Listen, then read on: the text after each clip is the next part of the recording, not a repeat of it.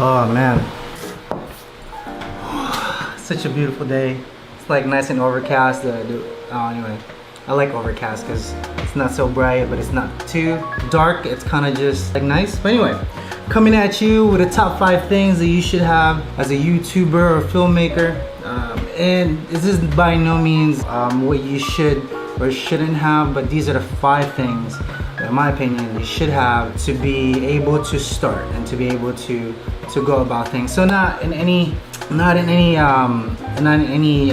list or any. The first one, talk about your microphone, and you should get a fairly decent microphone. The microphone will make it or break it. Okay, it depends on your camera. All the camera onboard mic sucks. It really does. Some of them you might be able to get a decent one if you're not talking too loudly, but you can't necessarily know. Like you have to, like I read the manual for mine, and I think it's in the corner, like on that side. I don't know. It doesn't come out as good. So I have actually the Mic Pro on this. It has the little fuzzy thing on it for the outside when the wind is hitting you, so it's not picking up all that fuzz sound. But you should invest yourself in a good mic. So that's tip number 1. Tip number 2, and this is one of the more important ones, is to have a good understanding of your camera. And it's not about the camera. Okay, the camera can be whatever it is, but you should know how to use it for you to be able to be efficient. I shoot primarily with the Panasonic G7. It is an older model camera, but so you know that's how I think about it. When people tell me, oh, it came out like 3 or 4 years ago, and I'm like, so it does the purpose that I need it to. It does all the things and tricks that I know how to do that other people in YouTube do. So what difference does it make? You know, to put it in perspective, I work in the kitchen. I'm a chef. There's this one tool that we always use no matter what. It's called a chef's knife.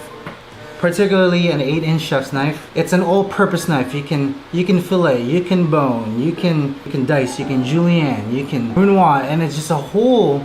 It's efficient enough for what it does, for the one-purpose tool, and that's how you should go about everything else. So your camera, the basic knowledge of it, your settings, that should be all nailed, packed, and down first before you shoot. And maybe I'll link another video on how to go about your settings. At least for my camera, how to go about. There's 2 buttons that I mostly primarily use. One, I'm shooting right now in 4K, but I down-res it later for exporting because 4K doesn't necessarily matter. It's more for the amount of information everything has around you.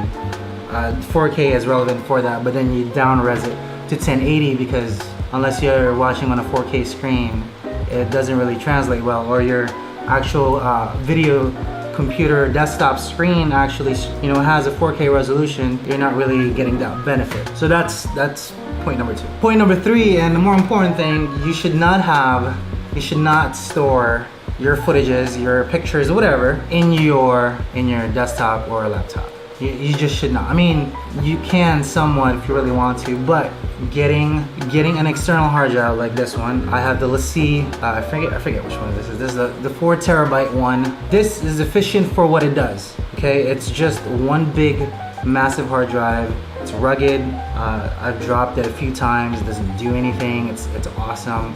It's always reliable. However, at some point, you're gonna run out of space and you want a backup of that backup. But for what I do, I only put out content every so often, and it's not enough where I'll need like an actual tower, you know, to store all this. But not yet. You know, you need to be open to the possibility of that. But for the time being, you need to have an external hard drive. I just also want to say you need a laptop or a desktop, and easy enough. No matter what you go with, just make sure that you understand and actually talk to a professional. You know, talk to a salesperson. It's like, hey, I'm looking to do videos. I want to work with Premiere Pro. I work with Premiere Pro. What efficient machine should I look into so I can produce videos in a timely manner? I can't tell you enough. I recently upgraded my desktop to my new Dell laptop, and it's a world of difference. And to put it into perspective, when I started recording 4K videos, it used to take like an hour and a half, 2 hours. That's if the computer doesn't crash. Only on like a 6-minute video, you know? That is horrible. The laptop that I got on a 4K render, 4-minute video that I did, that exported it in 18 minutes. 18 minutes, an hour and a half, 2 hours. No comparison. It makes it, and it just frees you up of all this space. So that is the final tip on tip number 3. Okay, coming at you with tip number 4, and it's more of the same likeness where I just touched up where I work as a chef. The one tool that we all use, the one tool that the one sword that I'll forget the quote. But anyway, so the 24-70 for me, it gets me the wide shots that I need, and then the close-up shots that I also need if I should so need it. You might say, oh, what about an 85 or say a 35? It's all in the same kind of scope of it. You want an 85, you want something closer, literally take 2 steps forward. Just let that sink in. I know, hard concept, right? And I understand it. Some people will be like, oh, but you're missing the entire purpose. To a point, yes and no. If I really need to be close, I'll push it to 70. I'll take a few steps forward, and then I'll have my shot. Whew. And then we're coming at you with tip number 5. And this is kind of, you don't necessarily need it, but this will save your footage so much. Most of the time, people will go out and capture footage on all types of sunlight, and you need to be able to adjust to it. Now, if it's bright out and you don't have an ND filter, you can compensate it by adjusting your aperture all the way up to like f8 or f16, so it's not so bright, but then you're focusing too much on everything else, meaning everything will be in focus. I shoot on a 2.8. Some of the stuff in the background is a little blurry, sorta, kinda, but I like that look, so I don't mind that. But to get an ND filter and just go out, it doesn't matter. I have the variable ND, so I can actually do this.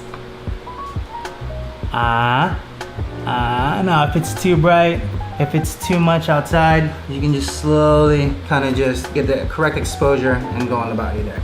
So that's it. That is it. Those are the 5 top things that you should have as a starting out YouTuber, filmmaker. And I say filmmaker because nowadays you don't necessarily need one of those big camera things that everybody lugs around.